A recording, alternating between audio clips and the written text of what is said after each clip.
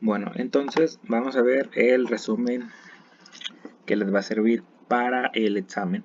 Recuerden que el examen es de célula, la célula ustedes ya la manejan, tienen las diapositivas, prácticamente que ustedes sepan de la célula, identificar los organelos, saber qué hace los organelos, que hay distintas células en el cuerpo, ejemplos de distintas células que hay, características de la célula, los postulados de la célula y pues un poco de historia, ¿no? Con que sepan eso, creo que la célula es algo que pueden manejar ustedes, que es un poco más entendible a lo mejor que lo que es el metabolismo de carbohidratos.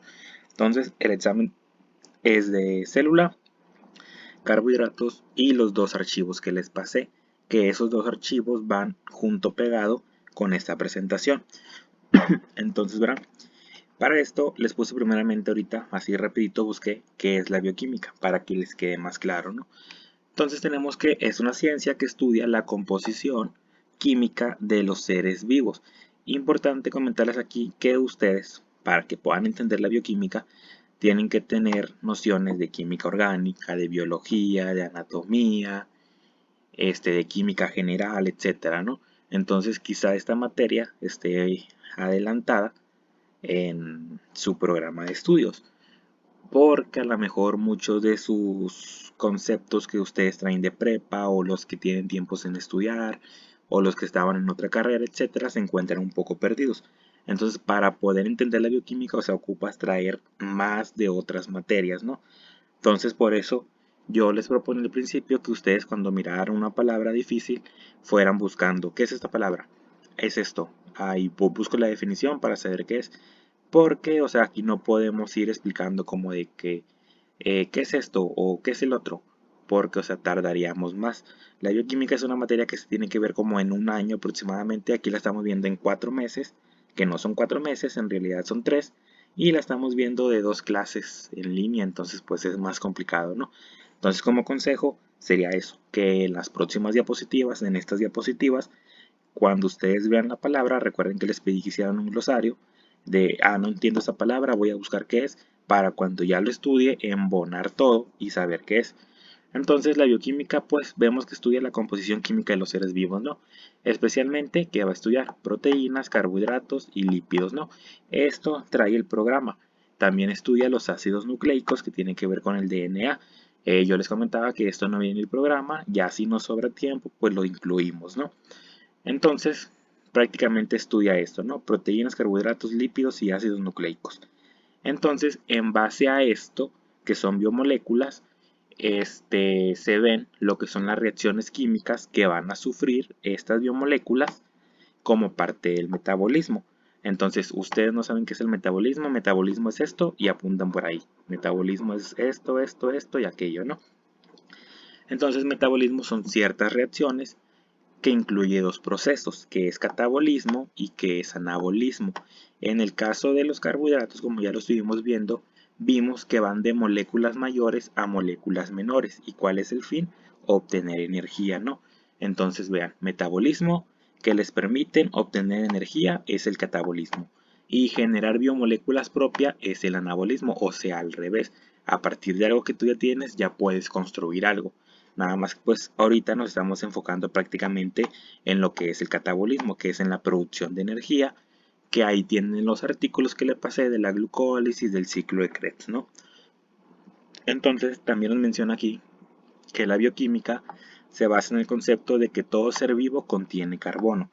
Recuerden el mapita que les puse, que a continuación se los volví a poner aquí en esta presentación, que todas estas biomoléculas contienen carbono, son moléculas orgánicas. Las moléculas que no tienen carbono son moléculas inorgánicas, como el agua, de fórmula H2O. No tiene C, que es carbono, por eso no. Entonces, pues ya menciona que además de carbono trae hidrógeno, oxígeno, nitrógeno, fósforo, azufre, ¿no? Entonces también la bioquímica nos comentan aquí que es la ciencia que estudia la base química de las moléculas que componen las células. Recuerden que un conjunto de células es un tejido. Entonces ya a nivel célula, a nivel tejido, se realizan reacciones, catalizan reacciones. ¿Qué es catalizar? Catalizar es acelerar una reacción. Esta palabrita, si ustedes no la conocen, también van buscando y así van haciendo ustedes su propio glosario de términos para que vayan entendiendo mejor. Recuerden también que en una carrera de la salud ustedes no pueden quedarse nada más con lo que nosotros les decimos. O sea, esto es como que una guía para que ustedes busquen más información. No crean que esto es todo, esto es como que una super síntesis para un cuatrimestre de una materia que se tiene que ver en mucho más tiempo. Entonces, prácticamente es esto, ¿no? En la bioquímica les puse el mapita, a ver, seres vivos, composición química a base de bioelementos. Aquí no vienen, pero en una tarea yo les comentaba que era el CHOMS. Los bioelementos son elementos de la tabla periódica CHOMS. La C de carbono, la H de hidrógeno, la O de oxígeno, la N de nitrógeno, la P de fósforo y la S de azufre. Entonces, estos bioelementos van a formar biomoléculas. O sea, estos elementos químicos forman biomoléculas, las cuales teníamos inorgánicas, que son las que no tienen carbono, como el agua o como los electrolitos o sales minerales. Cuando ustedes realizaron la tarea de los electrolitos, pues vieron que no tenían carbono, ¿verdad? Es un elemento como tal de la tabla periódica que se presenta como ion. Ejemplo de electrolitos, cuando ustedes buscaron el sodio, vieron que era así, ¿no? El símbolo. ¿No? Y para que sea un electrolito, pues tiene que tener un ion aquí, ¿no? No es un signo de más. Eso significa, pues prácticamente lo que es el sodio, ¿no? Entonces no tiene carbono. Entonces esta es una molécula inorgánica. Dentro de las moléculas orgánicas ya vienen lo que son los carbohidratos, los lípidos, las proteínas y los ácidos nucleicos. Entonces, les puse esta diapositiva en blanco para explicarles cuál es el fin de que nosotros veamos carbohidratos, lípidos y proteínas. El fin es de que nosotros vamos a ver estas biomoléculas, que son moléculas grandes. Entonces, ejemplo, ¿no? Está esta molécula que es grande. La cuestión es ir cortando esta molécula, ir haciéndola pequeñita. ¿Para qué? Porque esta molécula grande no puede atravesar el intestino delgado como tal para pasar al torrente sanguíneo. Entonces nosotros vimos que todas estas biomoléculas, carbohidratos, proteínas, lípidos, ocupan disminuir su tamaño para atravesar al torrente sanguíneo. ¿Para qué ocupan atravesar al torrente sanguíneo? Ocupan atravesar al torrente sanguíneo porque van a ir a las células del cuerpo, entonces van a entrar a lo que es la membrana plasmática de la célula, hay organelo de la célula, a realizar ciertas funciones. Funciones como que en el caso de los carbohidratos, pues es la principal fuente de energía, entonces ahí es donde entran los dos artículos. ¿Qué se produce? Se produce lo que es la glucólisis, lo que es el ciclo de Krebs, la cadena de transporte de electrones, todo esto para generar ATP. El ATP que es adenosintrifosfato. La A de adenosina, la T de tri y la P de fosfato. Entonces esto es lo que se conoce como energía. Entonces toda esta onda de la materia en lo que ustedes fisioterapeutas se deben de enfocar, enfermeros, nutrición, etcétera, es pues prácticamente en la producción de energía, ¿no? Entonces, recuerden, estamos viendo moléculas grandes. La onda aquí es disminuir esta molécula grande a moléculas pequeñas. ¿Para qué? Para que puedan atravesar el torrente sanguíneo y puedan distribuirse por la sangre a todas las células del cuerpo, ¿no? Entonces, esa es la onda principal de la materia. Entonces, ya entrando en lo que son los carbohidratos, que es la primera biomolécula que vamos a ver, pues esta ustedes ya la pueden ver, ¿no? Vemos que es una biomolécula orgánica constituida por carbono, hidrógeno y oxígeno, ¿no? Esta es una forma de representar un carbohidrato, pero igual pues esto no es como que muy esencial para ustedes, que sepan cómo colocar un carbohidrato. Solamente con que sepan que es una biomolécula orgánica que tiene carbono, hidrógeno y oxígeno. Si se dan cuenta, CHO, ¿no? Entonces es CHO de los bioelementos CHOMS. Además puede tener nitrógeno, puede tener azufre. Entonces prácticamente es la base de los carbohidratos esto. Las funciones de los carbohidratos pues también ustedes ya la pueden checar. No es algo complicado. La principal pues es fuente de energía, ¿no? Que son estructurales. ¿Por qué? Porque en la membrana plasmática ustedes van a encontrar glucoproteínas, es decir, un glucolípido unido a una proteína. O sea, es carbohidrato con proteína y un lípido unido. Entonces son estructurales, reserva energética, como vimos y vamos a ver en el caso del glucógeno, del almidón. Constituyen ácidos nucleicos, Un ejemplo es en el ARN. El ARN, la letra R significa ribosa. Entonces la ribosa es un azúcar, ¿no? O sea, un carbohidrato. Solamente estamos dando ejemplos y pues también que son metabolitos intermediarios para procesos biológicos. ¿A qué se refiere con esto? ¿Ustedes no saben qué es metabolito? Ah, pues, ¿qué es metabolito? Y ya van haciendo su glosario, ¿no? Clasificación, ¿cómo se clasifican? Yo les comento que vamos de moléculas grandes a moléculas pequeñas. Entonces, las moléculas más pequeñas y las cuales nosotros necesitamos para que sean digeribles por el intestino delgado son glucosa, galactosa y fructosa. A estas tres moléculas, moléculas primarias, les podemos llamar, se le conocen como monosacáridos. Entonces, después de los monosacáridos, vienen los oligosacáridos. Los oligosacáridos van de 2 a 10 moléculas unidas, pero los más importantes son los disacáridos. ¿A qué se refiere con disacáridos? Con di, 2 moléculas unidos. Entonces, ya los más importantes son la lactosa, la maltosa y la sacarosa. Seguramente ustedes lo que más han escuchado es la glucosa y la lactosa, ¿no? Que está en la leche, las personas que son intolerantes a la lactosa, etc. Entonces vamos, monosacáridos, oligosacáridos, que los más importantes son disacáridos, y los polisacáridos. ¿A qué se refieren con los polisacáridos? Los polisacáridos son más de 10 moléculas de monosacáridos unidos. Es decir, pueden ser 10 glucosas unidas, perdón, más de 10 glucosas unidas, más de 10 galactosas unidas, o pueden ser mezclas. No necesariamente tienen que ser 10 glucosas o más de 10 galactosas. Puede ser glucosa, glucosa, galactosa, fructosa, fructosa, galactosa y así. Una cadena de algunos 100 monosacáridos unidos. Entonces, esos son los polisacáridos. Recuerden, monosacáridos es una sola molécula. Oligosacáridos vamos a encontrar disacáridos, trisacáridos, tetrasacáridos, que son de 4, pero los más importantes son los disacáridos. Y en polisacáridos vamos a encontrar los que son arriba de 10 moléculas. Y los más importantes, ¿cuáles son? Es el almidón y es el glucógeno, ¿no? Con que ustedes aprendan esto. En este caso de asimilables o no asimilables se refiere a lo que el cuerpo puede hacer. Asimilable es decir, que el cuerpo tiene las enzimas que van a cortar el almidón o que van a cortar lo que es el glucógeno, o sea, lo que cortan el enlace alfa. No asimilables se refiere a que el cuerpo no tiene enzimas que van a cortar lo que son los enlaces que van a unir estas moléculas. Yo les comentaba ahorita que glucosa, galactosa, fructosa, glucosa, galactosa, pero cada uno de estas va a ir unida por un enlace. Entonces, en el caso del almidón y del glucógeno, el cuerpo sí tienen esas enzimas que cortan esos enlaces. En el caso de los no asimilables, el cuerpo carece de esas enzimas. De hecho, aquí vienen, amilasa salival o pancreática, no tienen capacidad para hidrolizar. Hidrolizar se refiere a cortar estos enlaces que se presentan en estos polisacáridos. Entonces, por eso los más importantes es almidón y glucógeno, que si se dan cuenta son en los que nos enfocamos y vamos a ver más adelante.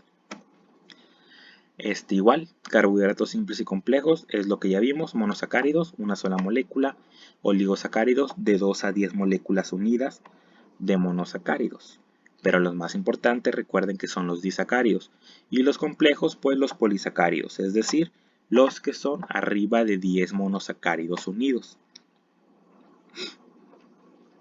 Aquí pues es la representación de un monosacárido, en este caso la glucosa. Pues aquí son 3 formas de representar la glucosa. En esta forma, en forma lineal, en forma cíclica, que esta es la misma que esta. Entonces esta estructura que ven ustedes, si ustedes ven la lineal de aquí de arriba, esto es un monosacárido.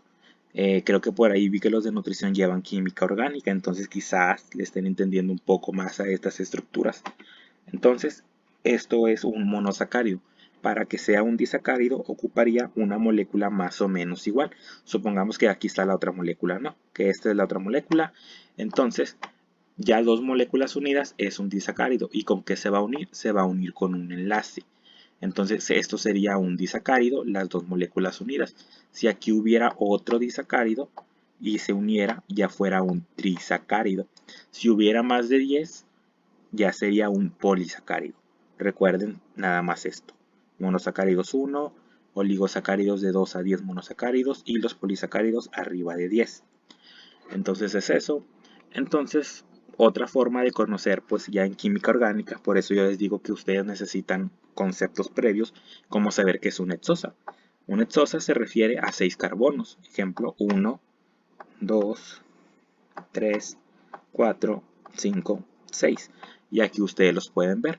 Y aquí están los monosacáridos, que es la glucosa, que es la galactosa, que es la fructosa. Aquí también vemos que dice de glucosa, de galactosa, de fructosa, que eso tiene que ver con cómo se acomodan en el espacio ciertas moléculas. Ejemplo, si esto está para acá, pues es D, si está para acá, puede ser L-glucosa, pero ese es otro enredo, ¿no? De química orgánica. Ustedes con que sepan que esto es una glucosa, que esto es una galactosa, que esto es una fructosa, y ya pues van buscando sus diferencias, ¿no? Cuando ya están revisando esto, ya ustedes se dan cuenta en qué varía, porque ustedes las pueden ver iguales, pero no son iguales. ¿Va a variar en qué? Ejemplo, aquí hay un enlace y aquí no está. En el carbono 2 hay un enlace doble. Estas rayitas se conocen como enlaces, ¿no? Entonces, aquí es un doble enlace porque hay doble rayita. Y vean, acá no está. Pero y no se llaman iguales. Esta se llama fructosa, esta se llama galactosa, esta se llama glucosa. Entonces, ¿cuáles son los monosacáridos? Glucosa, galactosa y fructosa. Estas son las unidades más básicas, las más pequeñas, las unidades primarias, y las cuales nosotros debemos de tener en cuenta que el cuerpo necesita para que puedan ser absorbidas por el intestino delgado. Entonces, recuerden, monosacáridos. ¿Qué sigue? Siguen los disacáridos, que son los más importantes. Los disacáridos, pues es la unión de dos monosacáridos, y existen tres de los que vamos a considerar, que serían lactosa, que sería la sacarosa y que sería la maltosa. Igual ustedes, ¿sabes qué? No sé qué es sacarosa, no sé qué es maltosa. Y ahí van viendo, ¿no? Prácticamente esto es azúcar de mesa, azúcar de caña y pues el azúcar que trae la leche, ¿no? Entonces, ¿cómo se forma la lactosa? La lactosa se forma de dos monosacáridos. ¿De qué monosacáridos? Aquí ustedes se guían por el color. Vean, la lactosa dice que tiene una glucosa y que tiene una galactosa. Entonces, vean, lactosa tiene una glucosa y tiene una galactosa. Sacarosa tiene una glucosa, ya no les voy a hacer rayas porque se va a hacer un cochinero, y tiene una fructosa. Glucosa y fructosa forman sacarosa y la maltosa son dos monosacáridos iguales de glucosa. Vean, aquí ustedes se guían por el color. Entonces, monosacáridos, disacáridos, polisacáridos arriba de 10. Entonces, como se van uniendo estos disacáridos, se unen las dos moléculas. Vean, aquí está representado en forma cíclica lo que es el carbohidrato. Entonces, se van a unir mediante un enlace que se conoce enlace glucosídico. Cuando ustedes vean que enlace une a los carbohidratos es el enlace glucosídico.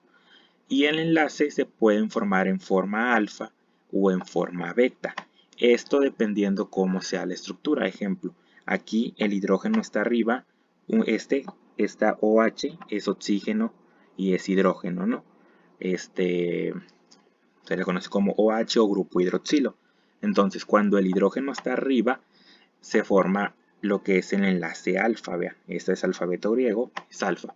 Cuando el grupo OH se encuentra arriba y el hidrógeno se encuentra abajo, es un enlace beta, que es lo que menciona aquí, enlace beta, que prácticamente el enlace se refiere a cómo estén acomodadas en el espacio los carbonos, los hidrógenos, etcétera, ¿no? Pero lo que aquí pues me interesa que ustedes sepan es que lo que unen a los disacáridos son los enlaces glucosídicos. Vean aquí, glucosa, glucosa, glucosa, glucosa, son dos monosacáridos y nos forman el disacárido maltosa. Entonces aquí se está dando el enlace, vean. Se conoce como enlace glucosídico. En este caso pues es alfa 1,4. ¿Por qué alfa 1,4? Porque el hidrógeno está arriba. Aquí el hidrógeno también está arriba. Pero con que ustedes sepan que es enlace glucosídico está bien. Entonces cuando tenemos nosotros los dos monosacáridos, vean aquí abajo, se da un proceso que se conoce como condensación. Entonces, para que se forme este enlace, tiene que se une un grupo OH con un hidrógeno del otro grupo OH. Entonces, tenemos dos hidrógenos, tenemos un oxígeno que nos forman una molécula de agua. Aquí está, vean, nos forman agua. Entonces, la unión de dos monosacáridos nos da un disacárido y nos da una molécula de agua. Eso nos da. ¿Y cómo se llama el enlace? Enlace glucosídico. Vean, aquí sale el OH y sale el hidrógeno y solamente nos queda un oxígeno, que es donde se forma el enlace. Entonces así se va uniendo. Si acá hubiera otro monosacárido, ya fuera un trisacárido.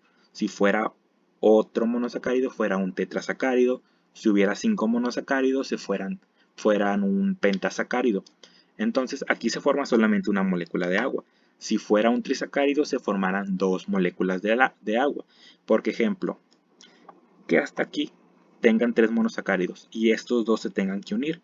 Pues aquí tenemos una molécula de agua y de este hidrógeno y de este OH se formaría otra molécula de agua. Entonces tendríamos dos moléculas de agua y tuviéramos un trisacárido, ¿no? La cuestión es que ustedes sepan de dónde sale el enlace y que se libera una molécula de agua. En el caso de los polisacáridos, vemos lo que es el almidón.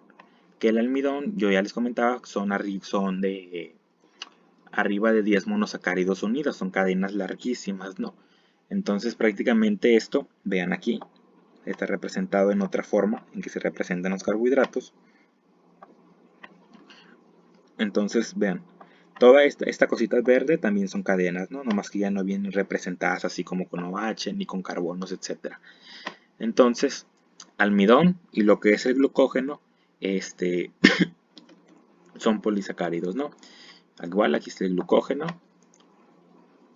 y vean, esta forma de representar aquí por colores, también cada color significa que es un carbón, que es oxígeno, que es un hidrógeno, etcétera, y acá también lo pueden ver más a detalle. Entonces vean, ustedes aquí están viendo como que ejemplo, ¿no? Para que no se pierdan en química orgánica. Si ustedes están viendo aquí esta forma cíclica, cada esquina, aunque no diga que es carbono, tiene un carbono. Estas esquinas tienen un carbono. Entonces, igual acá, tiene un carbono, tiene un carbono, tiene un carbono, tiene un carbono. Recuerden al principio que vimos que eran, ¿dónde estaba? Que eran hexosas, es decir, que tienen 6. O sea, la glucosa, galactosa y fructosa tienen 6 carbonos. Y como estamos hablando de polisacáridos, en base a monosacáridos, es decir, arriba de 10 monosacáridos, todas estas estructuras tienen 6 carbonos. Entonces esa es la clasificación, ¿no? Monosacáridos, disacáridos y polisacáridos. ¿Qué interesa aquí? Que ustedes aprendan cómo se unen estos monosacáridos, que ustedes se aprendan qué monosacáridos forman cada disacárido, es decir, que la lactosa es por una glucosa, que es por una galactosa, que la sacarosa es por una glucosa, que es por una fructosa. Y ustedes también pues vayan viendo, pueden investigar qué es la lactosa, qué es la sacarosa, qué es la maltosa para que sepan más en qué elementos se encuentran, etc. Fuentes de carbohidratos pues prácticamente en todos los alimentos, ¿no? Pero principalmente pues en papa, en tortillas, en panes, pasteles, todo eso, pero en sí están en todos los alimentos. Entonces, pasando a otro tema de interés, que ustedes se tienen que aprender prácticamente todo lo que esté en estas diapositivas, porque el examen viene muy enfocado a digestión de carbohidratos. O sea, la unidad se llama, vean, metabolismo de carbohidratos. Metabolismo, digestión de carbohidratos. Lo anterior solamente fue como que un entre para saber de dónde salen estos carbohidratos y ya poder entrar a este tema. Entonces, la digestión de carbohidratos comienza en la boca. Aquí fue importante la tarea de ustedes del aparato digestivo para saber con qué enzimas se cuentan en el cuerpo. Hay diferentes enzimas que catalizan una reacción, es decir, que aceleran una reacción. Hay enzimas que cortan. Hay diferentes enzimas para diferentes procesos, ¿no? Entonces, en este caso, la digestión de los carbohidratos va a comenzar en la boca. ¿Cómo va a comenzar en la boca? Nosotros tenemos alimento y aquí importante comentarles, o sea, en un alimento nosotros generalmente vamos a encontrar formas de carbohidratos muy grandes, es decir, como almidón, ¿no? Por ejemplo. Entonces, recuerden que la onda de esto es llevar moléculas grandes a moléculas pequeñas. Entonces, estas enzimas que nosotros vamos a ir nombrando aquí van a hacer la función de ir cortando estas cadenas. Es decir, yo aquí tengo una cadena de 100 monosacáridos, pues es un polisacárido, ¿verdad? Porque son 100. Entonces, en la boca, la va a cortar en 3. Así.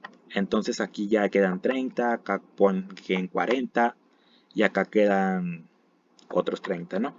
Entonces, es la onda de estas enzimas que van a ir pasando este alimento por el cuerpo, por diferentes órganos, y van a actuar ciertas enzimas. Y recuerden que la onda de esto es cortar esta gran molécula a los monosacáridos, es decir, a las moléculas más pequeñas. Entonces, la digestión va a comenzar en la boca. ¿Con qué va a comenzar en la boca? Con una enzima amilasa salival o ptialina. Esta es la primera enzima que aparece y que está presente en la saliva. Entonces, ¿qué va a hacer esta enzima? Esta enzima va a hacer una hidrólisis. ¿Qué es una hidrólisis? Lisis es rompimiento, ¿no? Entonces va a romper lo que es el enlace glucosídico. Entonces va a ser hidrólisis de almidón. ¿Qué es el almidón? Es un polisacárido, es lo que yo les menciono. Es una molécula grande del alimento. ¿Qué va a producir? PX es producir. Va a producir disacáridos y va a producir oligosacáridos. ¿Qué son los oligosacáridos? De 2 a 10. Pero recuerden que los disacáridos pues son los más importantes, ¿no? Entonces esto pues comienza en la boca. Al llegar el bolo al estómago, que es el bolo alimenticio, el bolo pues es el alimento con la saliva, lo que se da con la trituración de los dientes, etcétera, ¿no? Entonces, al llegar ya este alimento a lo que es el estómago, ya que pasa por el esófago y los esfínteres, toda esa onda, la ptialina, o sea, la enzima de la boca, va a ser inhibida, o sea, va a dejar de funcionar por el ácido clorhídrico del estómago. Entonces, ya cuando esté en el estómago, la ptialina ya no funciona, ¿no? Entonces, también es importante decir que en la boca no se va a cortar todo. Por eso hay veces que se les dice, no, que mastiquen bien los alimentos, etcétera. ¿Por qué? Para que la enzima esta que está en la saliva haga mejor digestión, es decir, esté cortando estas moléculas grandes. Entonces sabemos que no es así. Entonces no todo el polisacárido se va a cortar en la boca. Evidentemente va a pasar al estómago y no va a pasar todo cortadito. Van a pasar partes cortadas, van a pasar partes grandes todavía. Y luego cuando llega al estómago, el ácido clorhídrico pues inhibe esta enzima y deja de funcionar. ¿Qué pasa aquí? Lo que se conoce como el vaciamiento del contenido gástrico. ¿Hacia dónde? Hacia el intestino. Entonces, en el intestino, todavía los carbohidratos tienen que ser digeridos, ¿no? Pero todavía no van a estar listos. Entonces, es cuando aquí aparecen que la digestión de los carbohidratos se va a realizar por completo en el intestino delgado. Es decir, en la boca no se realizó completa. Recuerden que en la boca solamente va a comenzar. Entonces, generalmente se va a realizar por completo en el intestino delgado. Entonces aquí aparece la amilasa pancreática, que si ustedes se dan cuenta, pues va a ser producida por el ¿qué? Por el páncreas, ¿no? Entonces la amilasa pancreática va a actuar, la flechita significa que va a actuar sobre el almidón. ¿Qué es el almidón? Es un polisacárido. Recuerden que los alimentos vienen en moléculas grandes. Entonces, como la amilasa salival no pudo completar esta tarea, porque solamente hace una hidrólisis parcial, aparece la amilasa pancreática, que actúa sobre el almidón. Entonces la amilasa pancreática va a actuar pues sobre los enlaces alfa 1,4, es decir, sobre el enlace glucosídrico. Y ya actúa pues sobre la maltosa, maltotriosa o destrina. Esto pues son otros carbohidratos, ¿no? Ustedes nomás con que se enfoquen en la amilasa pancreática que va a actuar sobre el almidón. Y luego, en el intestino delgado, de igual forma aparecen otras enzimas. Aquí menciona que la mayor parte es en el intestino delgado proximal. ¿Qué aparecen aquí? Aparecen enzimas como la sacarasa, la destrinasa, la maltasa y la lactasa. Son enzimas. Ustedes pueden buscar qué es sacarasa y ya les van a decir asa, pues de estar cortando, ¿no? Entonces, si ustedes se dan cuenta, traen los nombres de los disacáridos. Los disacáridos es sacarosa, maltosa, lactosa, los que consideramos más importantes. Entonces, estas enzimas, estas 4 enzimas, van a estar actuando sobre los disacáridos, es decir, en la boca se hizo una hidrólisis parcial del almidón para convertir a disacáridos. Con la amilasa pancreática, también que actúa sobre el almidón, se van a ir cortando esta cadena. Recuerdan el ejemplo que yo les puse de que teníamos 3, ¿no?, en la boca. Entonces aparece la amilasa pancreática, pues órale, ya va partiendo más, ¿no? Se va haciendo más chiquita la cadena. No quiere decir que en la boca se corten 3, ¿no? Solamente es un ejemplo. Entonces la amilasa pancreática la deja más corta, ¿no? Entonces ya cuando aparecen estas enzimas, van a cortar ya directamente a monosacáridos. Vean, aquí ya está la palabra monosacáridos. ¿Y qué va a pasar aquí? Aquí la sacarasa, ¿sobre qué va a actuar? Va a actuar sobre el disacárido sacarosa. La maltasa va a actuar sobre la maltosa y la lactasa va a actuar sobre la lactosa. Es decir, esta enzima va a actuar solamente sobre un disacárido, esta sobre otro disacárido, esta sobre otro disacárido. Y aquí ustedes dirán las personas que son intolerantes a la lactosa. ¿Por qué son intolerantes a la lactosa? Porque si tú eres intolerante a la lactosa y consumes leche, entonces quiere decir que tú no tienes esta enzima, que tu cuerpo no produce la enzima lactasa, o estás deficiente en lactasa o no produces la suficiente lactasa. Entonces, ¿qué pasa? Que cuando tú ya tienes la leche y está este carbohidrato, al momento de que se requiera cortar, pues no va a ser podido cortar. ¿Por qué? Porque no vas a tener lactasa, y sacarasa no te va a cortar lactosa, maltasa no te va a cortar lactosa, solamente lactasa te corta lactosa. Entonces, si tú no tienes para cortar este disacárido, la lactosa, se va a quedar en el intestino delgado y nunca va a poder atravesar. Ya posteriormente pasa lo que es el colon, etcétera, y es cuando se producen los gases o el dolor de estómago. ¿Por qué? Porque esta molécula se queda atrapada ahí. Entonces ya se van a otras vías que se conocen como vías fermentativas, donde ya esta lactosa pues ahí se va a quedar, surge otras vías, surgen gases, dolor estomacal, etcétera. Entonces, importante aquí conocer esto. Sacarasa es una enzima, actúa sobre disacárido sacarosa. ¿Para qué? Para producir monosacáridos. Es decir, vean, sacarasa. Esto es el disacárido sacarosa, ¿no? Las dos bolitas son dos monosacáridos. Llega la enzima sacarasa, va a cortar este enlace. ¿Cómo se llama este enlace? Glucosídrico. Entonces ya no va a ser un disacárido porque ya no hay un enlace. Va a ser un monosacárido de este lado, va a ser un monosacárido de este lado. ¿Y qué es la sacarasa? La sacarasa vimos que era una glucosa y una fructosa. Entonces la enzima sacarasa va a cortar el disacárido sacarosa para formar una glucosa y para formar una fructosa. Entonces ya son monosacáridos. Y estos monosacáridos, igual acá, ¿no? Maltasa corta un disacárido de maltosa para formar dos monosacáridos. Lactasa igual va a romper el disacárido para formar una glucosa y para formar una galactosa. Recuerden que la onda es de ir de arriba hacia abajo, es decir, de moléculas grandes a moléculas pequeñas. Entonces ya nosotros tenemos los monosacáridos, y los monosacáridos pueden atravesar el intestino delgado, ir al torrente sanguíneo y pues ya distribuirse por todo el cuerpo para que lleguen a las células y se produzcan energía.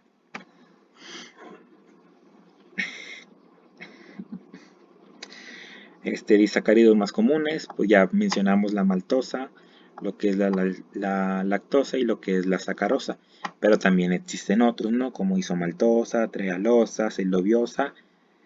Anyway, ustedes enfóquense nada más en estos 3, que son como que los más importantes, o los que estamos viendo, pues digamos.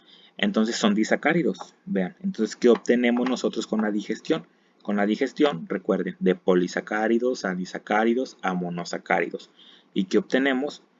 Pues tenemos los monosacáridos glucosa, galactosa y fructosa.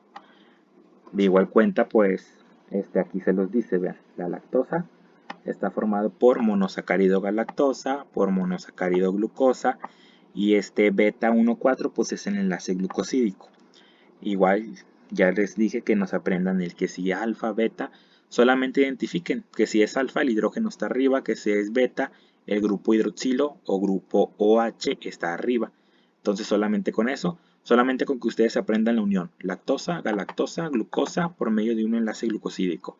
Sacarosa, glucosa más glucosa por un enlace glucosídico. Maltosa, glucosa más glucosa por un enlace glucosídico. Y ya con eso. Entonces, ya una vez que están en el intestino delgado estos monosacáridos, que en el intestino delgado ya actuaron estas enzimas, ¿qué enzimas? Sacarasa, maltasa, lactasa, también destrinasa, ¿no? Pero nos enfocamos más en estas tres. Necesitan ser absorbidos por el intestino delgado para pasar al torrente sanguíneo. Entonces, yo les mencionaba aquí que glucosa y galactosa, o sea, estos dos monosacáridos, van a utilizar transporte activo. Cuando vimos lo de la célula, vimos que el transporte activo es el que gasta energía, o es decir, ATP. Entonces aquí utilizan transporte activo y van a pasar por un proceso que se llama SGLUT1. Y fructosa, el otro monosacárido, recuerden que son 3 monosacáridos lo que estamos viendo, pasa por difusión facilitada por GLUT5. Y ambos utilizan el GLUT2 ya para pasar directamente a la sangre. Ahorita vamos a ver un ejemplo. Vean. Entonces estos monosacáridos van a atravesar la mucosa. Ustedes no saben qué es mucosa, pues buscan qué es mucosa. Que eso pues ya corresponde a anatomía, ¿no? No sé si ya sepan, pero si no saben, pues para que vayan así englobando todos los términos. Entonces atraviesan la mucosa, pasan al torrente sanguíneo, a través de los capilares, de las vellosidades, igual, anatomía, todo esto. Y ya de esto, ya que está en la sangre, pues pasa por transporte, por vena porta al hígado. Entonces, es decir, del intestino delgado van a pasar al torrente sanguíneo, buena parte también se va por ese transporte de la vena porta a lo que es el hígado. Entonces, aquí están los que les menciono del SGLUT. Vean, glucosa, galactosa, ya están en el intestino delgado, por transporte activo utilizan un receptor, se puede decir, que va a estar en la membrana plasmática, que se conoce como SGLUT1. Entonces, ya ven aquí, este pentágono, perdón, hexágono, es la representación de una glucosa. Entonces, esta glucosa llega, se va a fijar a este receptor que está en una membrana plasmática, que conoce como SGLUT1, entonces ya pasa. Igual para glucosa, igual para galactosa, ambos se unen, van a pasar, y por GLUT2 ya pasan a lo que es el torrente sanguíneo, que ya sería el color verde, ¿no? Ya prácticamente, recuerden, vamos de mayor a menor, ya estos monosacáridos pueden atravesar. En el caso de fructosa, pues va a utilizar un receptor que se conoce como GLUT5, que está en la membrana. Entonces ya va a colocarse aquí lo que es este monosacárido, carbohidrato, en lo que es el GLUT5, va a pasar dentro de la célula y también utiliza GLUT2. Recuerden, todos utilizan GLUT2. La diferencia es que glucosa y galactosa utilizan SGLUT1 primeramente y fructosa GLUT5. Entonces ya pasa aquí y ya puede pasar a la sangre lo que es la fructosa. Vean, ya la marca verde esta nos representa la sangre. Entonces esto es la absorción. Fue la digestión. Recuerden, comienza en la boca, pasa pues a lo que es el estómago, por el esófago, pasa boca, esófago, estómago, ya pasa al intestino delgado y en el transcurso de eso participan ciertas enzimas que van a hacer la función pues de hacer las moléculas grandes a moléculas pequeñas. Ya una vez que están las moléculas pequeñas aparece el término absorción de HC. ¿Qué es HC? Hidratos de carbono o carbohidratos, ¿no? Recuerden que hay diferentes formas de llamarlos. Entonces pues ya utilizan estos medios de transporte para pasar a lo que es el torrente sanguíneo como tal. Entonces, ¿qué vemos aquí? Utilización y almacenamiento. Nosotros vemos 3 monosacáridos, glucosa, galactosa y fructosa. Nos vamos a enfocar más en la glucosa, porque es la que se presenta en mayor forma, porque es la más importante, porque es el combustible del cerebro. Entonces, ¿qué pasa con la glucosa? La glucosa se transporta por la sangre hacia los tejidos. Una parte se va a almacenar como glucógeno en el hígado, y en los músculos. Recuerden, con la glucosa nosotros vamos a generar energía por un proceso que se llama glucólisis. Pero cuando el cuerpo tiene una ingesta excesiva de glucosa, una parte se va a almacenar en el hígado y otra parte se va a almacenar en el músculo.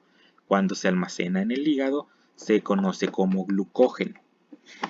Entonces se conoce el proceso como glucogenogénesis, que es la síntesis de glucógeno, que es nada más y nada menos que la incorporación repetida de unidades de glucosa. Esto pues se le conoce como una ruta anabólica. Ya ven que hay rutas anabólicas, rutas catabólicas.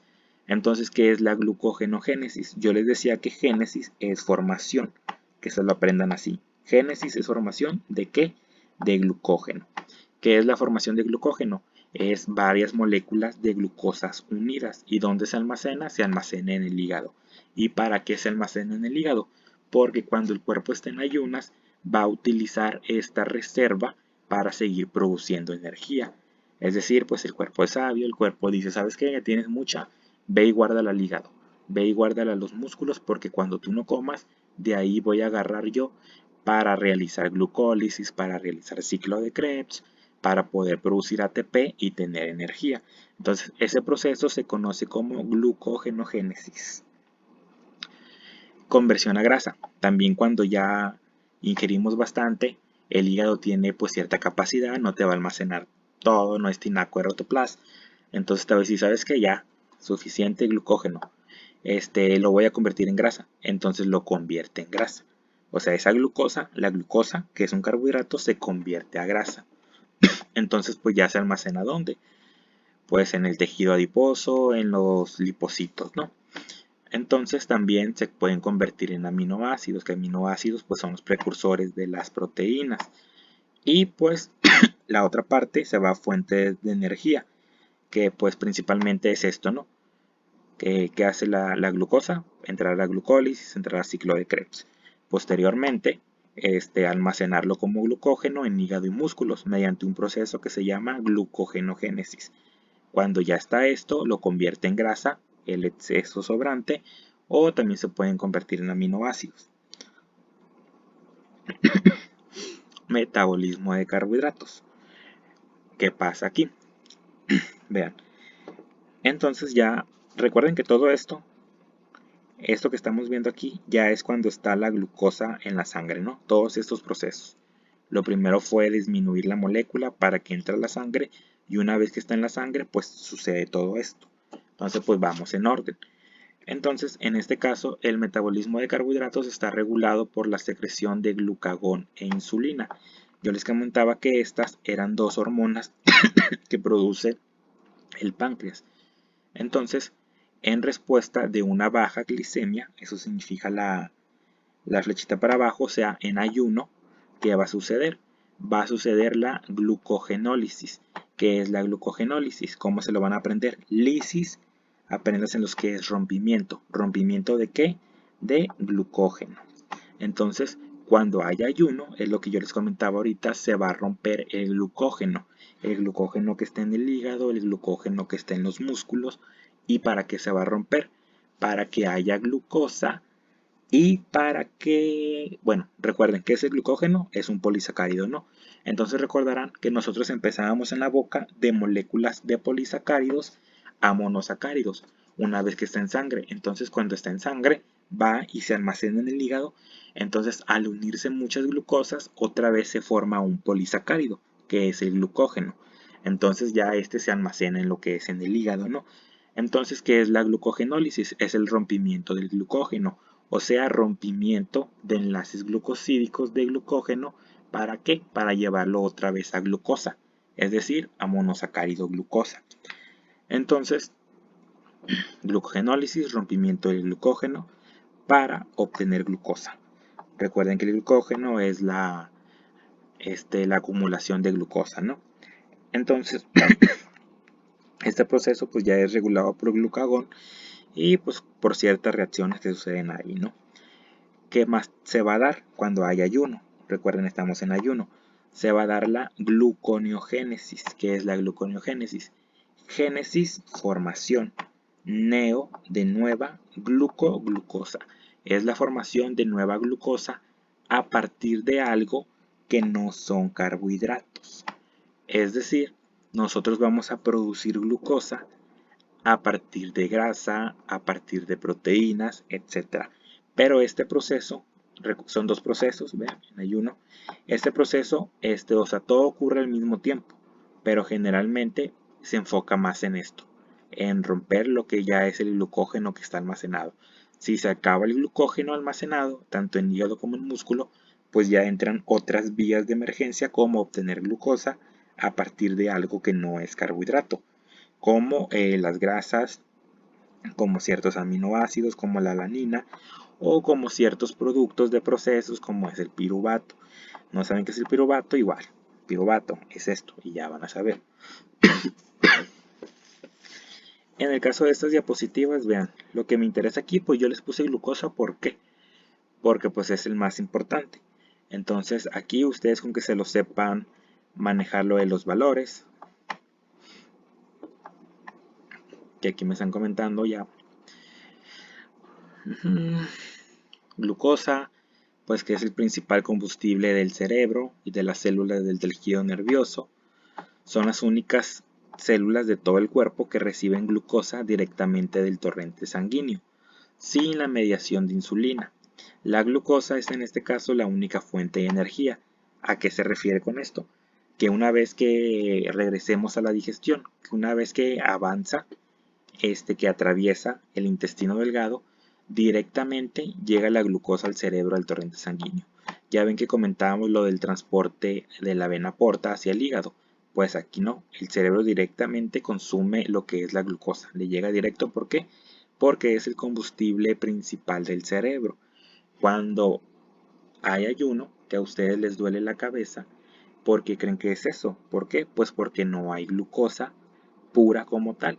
Entonces surgen procesos como la degradación del glucógeno para obtener glucosa, o también porque hay gluconeogénesis, es decir, el cerebro va a estar trabajando con algo que no es glucosa. En el caso de la gluconeogénesis, pues no son carbohidratos.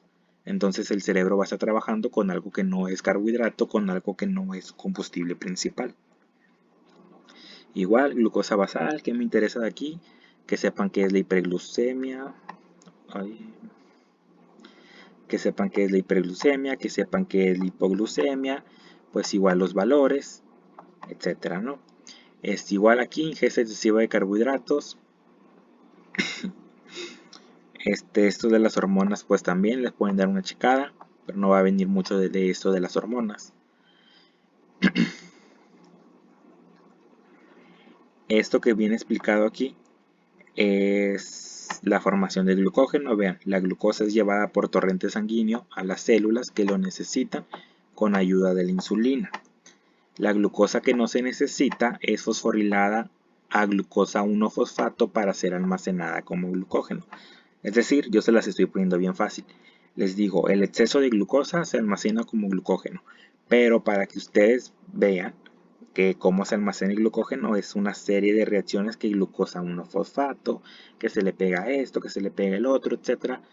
Cosas que si nos metemos ahí se van a perder mucho más, que nos va a llevar más tiempo, y con que ustedes sepan así a grandes rasgos lo que es cada cosa, pues con eso es suficiente. Entonces vean, ¿no? Prácticamente esto es la glucogénesis, que es la formación de glucógeno, ¿no? Que es la glucosa almacenada como glucógeno. Y si existe ya un excedente de glucosa, es lo que yo les decía, se transforma en grasa, en ácidos grasos, ya se hacen los triglicéridos, etcétera, ¿no? Igual esta diapo pues ya es el proceso un poco más explicado de lo que es la glucogénesis. Entonces volvemos otra vez a insulina y glucagón. Les comentaba yo que son dos hormonas que se producen en el páncreas. Vean, en el páncreas va a haber unas células beta de los islotes de Langerhans del páncreas. Estos van a percibir los niveles de glucosa circulantes después de comer y liberan insulina. Es decir, cuando el cuerpo acaba de comer, cuando el cuerpo tiene comida, etc., estas células beta de los islotes de Langerhans del páncreas dicen, ¿sabes qué? el cuerpo tiene comida, voy a liberar insulina, que se fija a una proteína receptora de la membrana celular que facilita la entrada de glucosa a los tejidos musculares y adiposo, disminuyendo así la glucemia. ¿A qué se refiere este párrafo? Yo les comentaba el ejemplo de la célula. Aquí está la célula. Recuerden que delimita la célula es una membrana celular, membrana plasmática. Recuerden que en la membrana plasmática hay proteínas periféricas, proteínas receptoras, etc. Vean, esta es una proteína receptora, la que menciona aquí en el párrafo, etc. ¿no? Entonces, cuando las células beta y los islotes de Langerhans del páncreas dicen, ¿sabes qué? Hay comida, libera insulina. La insulina, ¿qué va a hacer? Digamos que insulina es esto que les estoy dibujando aquí yo. Entonces la insulina, aquí menciona el párrafo que se fija a una proteína receptora. Esta es una célula, esta es la membrana plasmática, esta es una proteína receptora. La insulina liberada por las células beta del páncreas viene y se fija a esta proteína. Entonces, la insulina es como que la llavecita que va a abrir el candado. ¿Para qué? Para que la glucosa pueda entrar a la célula. ¿Para qué necesita entrar la glucosa a la célula? Pues para disminuir los niveles de glucosa en la sangre, principalmente, cosa que los diabéticos no pueden hacer. Es decir, los diabéticos pues no producen insulina, entonces no tienen esta llavecita. Entonces la glucosa se queda en sangre. Por eso siempre salen elevados en sangre, la glucosa en sangre, porque no tienen esta insulina. Entonces si ellos ya se la inyectan, pues ya llega la insulina y se fija a esta proteína receptora. Entonces, ¿para qué queremos nosotros que entre la glucosa dentro de la célula? Porque dentro de la célula se va a realizar lo que es glucólisis, ciclo de Krebs, cadena de transporte de electrones. ¿Y para qué se va a producir? ¿Para qué se va a realizar? Para producir energía. Entonces recuerden, cuando comemos, cuando hay alimento, las células beta del páncreas liberan insulina para que se fijen a una proteína receptora, como en este caso, que le va a servir como una llave para que abra la célula y atraviesen los monosacáridos de glucosa dentro de la célula. Entonces, esta es la onda, ¿no? Me salió un monito.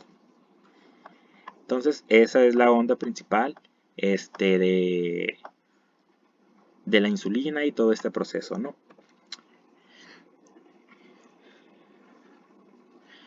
Igual, hay más explicación de la insulina que se libera el páncreas cuando hay una elevada glucemia. ¿Qué es glucemia? Glucosa elevada en sangre, es decir, después de comer. Entonces, cuando esto pasa, viene lo de las reacciones que yo les comento, que se desencadena una cascada de activación de la fosfoproteína fosfatasa, pero o sea, meternos a todas estas cosas no les conviene en un cuatrimestre, pues que estamos con tiempos limitados, ¿no? Y que pues no lo esencial es lo que les estoy comentando. Entonces, igual aquí comenta el resultado de inactivación, glucogenólisis, que es lisis, rompimiento de qué, del glucógeno, etcétera, ¿no? Igual, mecanismo de acción de la insulina.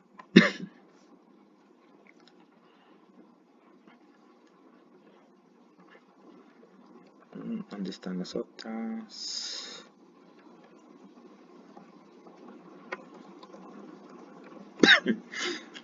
Mecanismo de acción es lo que les comento yo aquí, glucógeno, todas estas son enzimas, son procesos que ADP, ATP, que fosfoproteína fosfatasa activada, proteína quinasa, sensible a insulina, o sea, es todo súper complejo esto, ¿no?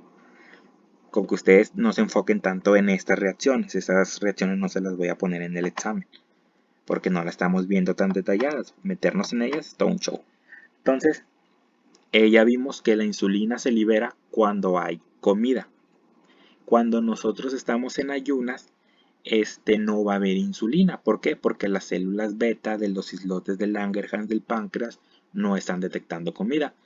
Pero las células alfa de los islotes de Langerhans del páncreas van a secretar glucagón. ¿Qué es el glucagón? El glucagón es otra hormona. Entonces recuerden, las células beta liberan insulina cuando hay comida, cuando acabas de comer. Las células alfa del páncreas liberan glucagón cuando hay ayuno, es decir, cuando no comes. Entonces, ¿qué va a hacer el glucagón? El glucagón va a activar la glucogenólisis. ¿Qué es la glucogenólisis? Lisis, rompimiento del glucógeno. ¿Por qué va a romper el glucógeno, el glucagón? Pues porque hay ayuno. Entonces, si ya no hay glucosa, recuerden que el glucógeno es glucosa guardada en el hígado. Entonces necesita romper el glucógeno para que haya glucosa. ¿Para qué? Para que esta glucosa, ya que esté en el cuerpo, pueda entrar a las células para realizar estos procesos de glucólisis, ciclo de Krebs y se puedan producir energía. Diabetes, esto tampoco va a venir. Igual, estas diapos, o sea, van en consecuencia, ¿no? Ya vimos lo que es la glucogenólisis, entonces acá sigue explicando glucogenólisis, rompimiento de la molécula de glucógeno para formar glucosa, y si no es suficiente se lleva a cabo la gluconeogénesis. ¿Qué es la gluconeogénesis? Formación pues de glucógeno, ¿no? Es decir, obtención de glucosa a partir de compuestos no carbohidratos como proteínas, minerales, aminoácidos. Gluconeogénesis, génesis, formación, neo, de nueva glucosa a partir de algo que no es carbohidrato. Entonces, ahorita lo vamos a ver en una tablita final. Causas de concentración anormal cuando hay hiperglicemia son las patologías que se pueden presentar cuando hay niveles de glucosa altos, pues la principal pues diabetes, pero pues hay muchas otras enfermedades, patologías, ¿no? Cuando hay hipoglucemia que se puede presentar, patologías. Igual aquí pues no vamos a ver nosotros qué es una hepatitis, qué es una cirrosis, qué es esto, ¿no? Esos son pues, como les comento, temas que en teoría deberían de manejar ya, o quizás pues la materia esté muy adelantada. Igual, enfermedades, patologías, igual, utilización de glucosa. Ya aquí aparecen lo que son los artículos que yo les pasé. Utilización de glucosa. Vean, la utilización de glucosa se lleva a cabo en el citoplasma y en las mitocondrias. Recordarán, esta es la célula, que estaba una proteína receptora aquí en la célula, ¿no? Que esto era una insulina y que la insulina se unía a esta proteína y que la insulina iba a servir como una llavecita, como para abrir aquí un espacio. ¿Para qué? Para que entrara la glucosa. ¿Para que entre la glucosa? Para que se realice glucólisis ciclo de Krebs. Entonces aquí dice que la utilización de la glucosa se lleva a cabo en el citoplasma y en las mitocondrias. Esto con la ayuda de la insulina, lo que les acabo de comentar, lo cual hace permeable la pared celular, es decir, funciona como una llavecita que va a abrir ahí para que entre la glucosa. Entonces, vean, en el citoplasma de la célula se realiza el proceso, tiene varios nombres, nosotros les vamos a conocer como el ciclo de la glucólisis, que consiste en degradar la glucosa, es decir, el monosacárido glucosa, hasta ácido láctico o pirúvico mediante ciertas reacciones enzimáticas. Ustedes ya vieron en el artículo que les pasé que son 10 reacciones enzimáticas. No me interesa que en el artículo ustedes aprendan qué pasa en la reacción 1, qué pasa en la reacción 2, qué pasa en la reacción 3, en la 4, 5, así, ¿no? Igual lo pueden checar y pueden decir, ah, mira, pasó esto, se movió esto aquí allá, pero no se lo aprendan. No se aprendan todo eso. Imposible aprenderse todas las estructuras. Entonces, eso es la glucólisis. La glucólisis se realiza en el citoplasma. ¿En qué consiste la glucólisis? En degradar la glucosa hasta ácido láctico o pirúvico mediante 10 reacciones enzimáticas, los cuales, en presencia de una molécula de acetilcoenzima A, van a formar el oxalacetato. Todas estas son moléculas, ¿ves? Igual ustedes ponen oxalacetato y van a ver, es una molécula que esto y el otro, y punto, ¿no? Todos estos, vean, esto rojo, esto naranja, estos azules, son productos que se van a formar, son productos de desecho, hay ATP, ADP incluido, hay muchos electrones, muchos protones, etcétera, ¿no? Entonces, por eso les digo, todo esto es conocimiento de química general, de química del carbono, etcétera. Toda esta estructura es química del carbono. Entonces, otra vez, glucólisis se realiza en el citoplasma consiste en degradar el monosacárido glucosa a ácido láctico pirúvico mediante 10 reacciones enzimáticas, las cuales en presencia de acetilcoenzima A van a formar el oxalacetato, que es como va a entrar esto al ciclo de Krebs. Es decir, para que exista ciclo de Krebs, antes tiene que ver glucólisis, ¿no? Entonces ya ustedes vieron también que en la glucólisis se forman moléculas de ATP, ¿no? Pero la ganancia es mínima. Eso viene ya en el artículo que les pasé. En el ciclo de Krebs, ya como tal, se va a realizar en las mitocondrias. Recordarán ustedes cuando hicieron una tarea que las mitocondrias eran las centrales térmicas, las que producen energía dentro de las células. Entonces, aquí se va a llevar a cabo una segunda oxidación de glucosa, generando más ATP. Ahí en el artículo viene mejor explicado. Y después, ya en las crestas mitocondriales se realiza lo que es el ciclo de los citocromos o cadena respiratoria, que también viene en el artículo que les pasé, donde ya va a concluir la degradación de la glucosa hasta que dióxido de carbono, CO2, que en el artículo viene que cuando nosotros estamos exhalando es el CO2, que es producto de desecho o de degradación de la glucosa. También se produce agua, que cuando nosotros estamos exhalando, si te pones una mano aquí enfrente y tú estás exhalando, ese se te va a humedecer. Pues esa es el agua que se está produciendo de la degradación de la glucosa. Y pues calor, ¿no? Esto. Y ya pues que se producen, cuántas moléculas de ATP, etcétera. Igual, esto es como que un resumen. Vean, glucosa, la insulina que entra, glucosa, lo que, lo que es la glucólisis, lo que es el ciclo de Krebs, que es en la mitocondria, en la cresta, etcétera, ¿no? Esa imagen, no se enfoquen mucho pues en la imagen, es como que un resumen de todo esto, esta imagen. Igual, lo del ejercicio no va a venir mucho, pero prácticamente es lo mismo. O sea, ya ven que el glucógeno se almacena en hígado, que se almacena en músculo, entonces esto pues va más enfocado al glucógeno muscular, que es la principal fuente de energía cuando nosotros estamos realizando ejercicio. Entonces, de igual forma, aquí comenta ya que durante los 10 primeros minutos de ejercicio, la glucosa sanguínea, o sea, la glucosa normal que nosotros vamos a tener, va a proporcionar del 8 al 14% de la energía. Y ya si el ejercicio que nosotros estamos realizando se prolonga de 40 a 50 minutos, dependiendo cuánto tiempo le invertamos al ejercicio, ya se ve la glucosa. Puede llegar a ser del 20-30% de los combustibles empleados, entonces ya aparece lo que es el glucógeno muscular, ¿no? Es decir, se va a acabar esta glucosa que está así en forma normal en sangre, entonces ya va a utilizar el glucógeno almacenado en el músculo. Entonces, estas tablitas, bien importante que se aprendan estas tablitas para el examen. Si ustedes aprenden esta tablita, ya casi manejan todo. Alimentación, cuando ustedes comen. ¿Qué pasa? Aquí dice, después de comer. Aminoácidos arriba, glucosa arriba, ácidos grasos arriba. Ácidos grasos tienen que ver con lípidos, ¿no? Entonces, pues no les voy a preguntar ácidos grasos ni aminoácidos, nada de eso, ¿no? Pero para que sepan qué es aminoácidos, pues es de la proteína. Pero ustedes comen glucosa, que es un carbohidrato, que es un monosacárido, muy importante. Recuerden que hay 3 monosacáridos, pero nos estamos enfocando más en glucosa, porque es la más importante. Glucosa arriba. Insulina arriba, glucagón abajo. ¿Por qué insulina arriba? Porque las células beta de los islotes de Langerhans detectan que tú acabas de comer y van a decir, ¿sabes qué?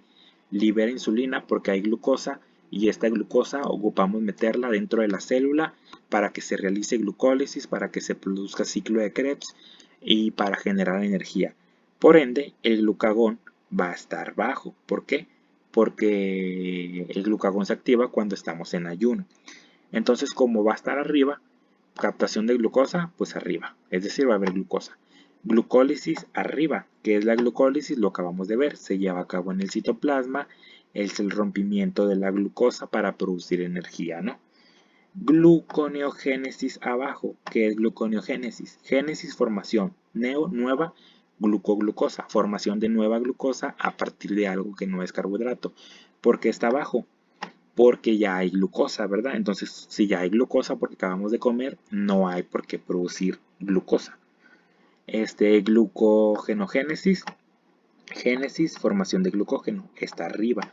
¿Por qué? Porque si nosotros ya ingerimos bastante alimento o algo, génesis, formación de glucógeno. Entonces, recuerden que la glucosa extra se va a almacenar en el hígado como glucógeno.